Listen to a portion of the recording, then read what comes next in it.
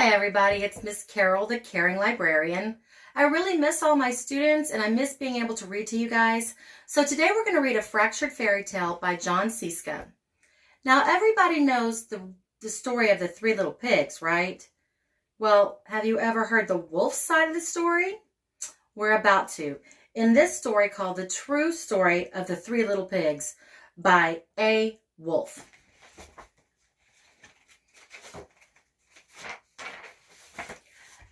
Everybody knows the story of the three little pigs, or at least they think they do. But I'll let you in on a little secret. Nobody knows the real story because nobody has ever heard my story.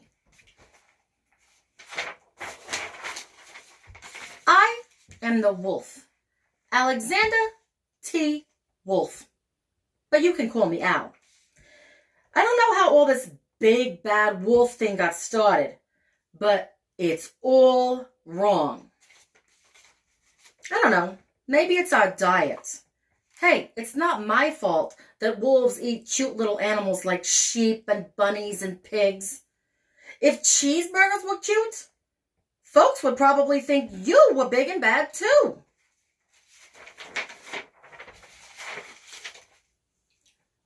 But like I was saying, the whole big bad wolf thing is all wrong. The real story started with a sneeze and a cup of sugar. This is the real story.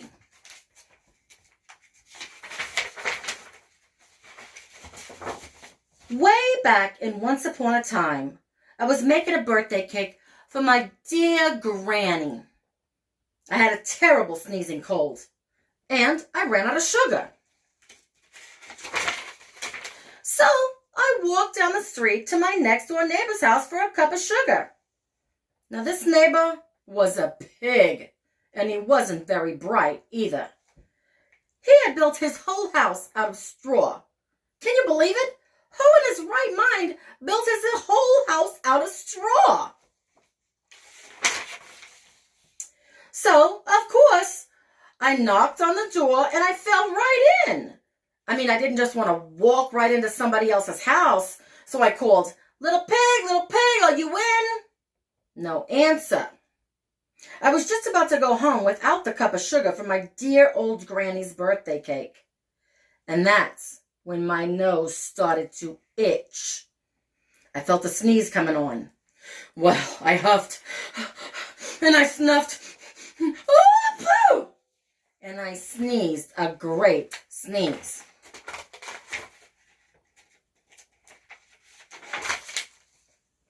And you know what? The whole darn house fell down. And right in the middle of the pile of straw was the first little pig. Dead as a doornail. He had been there the whole time. I mean, it seemed like a shame to leave a perfectly good dinner lying there in the straw, so I ate it up. Think of it as a big cheeseburger just lying there. I was feeling a little bit better, but I still didn't have my cup of sugar. So I went the next morning to my neighbor's house. Now this neighbor was the first little pig's brother. He was a little smarter, but not much. He had built his whole house out of sticks. I rang the bell on the stick house. Ding dong. No answer.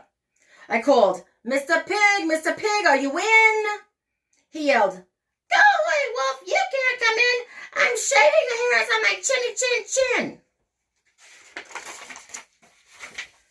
I had just grabbed the doorknob when I felt another sneeze coming on. I huffed, I snuffed, I tried to cover my mouth, but I felt a great sneeze. Achoo! And you're not going to believe it, but this guy's house fell down just like his brother's. When the dust cleared, there was the second little pig, dead as a doornail. Now, you know food will spoil if you just leave it out in the open.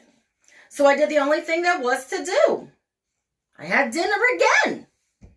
Think of it as a second helping. Now listen, I was getting awfully full, but my cold was feeling a little better, And I still didn't have that cup of sugar for my dear old granny's birthday cake. So I went to the next house. Now this guy was the first and second little pig's brother. He must have been the brains of the family because he had built his house out of bricks.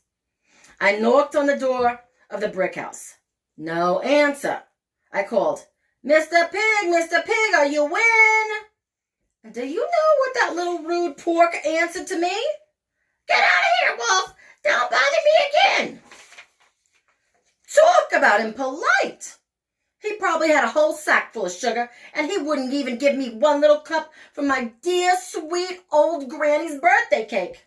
What a pig! I was just about to go home and maybe make a nice birthday card instead of a cake when I felt my cold coming on. I huffed, I snuffed, and I sneezed and patooey once again. Then the third little pig yelled, and your old granny can sit on a pin. Huh? Ho ho! Now, I am usually a pretty calm fellow, but when somebody talks about my granny like that, I go a little crazy. When the cops drove up, of course I was trying to knock down this pig's door. And the whole time I was huffing and puffing and sneezing and making a real scene. Well, the news reporters found out about the 2 pigs I had for dinner. They figured a sick guy going to borrow a cup of sugar didn't sound very exciting. So they jazzed the whole story up with all that huff and puff and blow your house down stuff. And they made me the big bad wolf. That's it. That's the real story. I was framed. But maybe you could lend me a cup of sugar next time.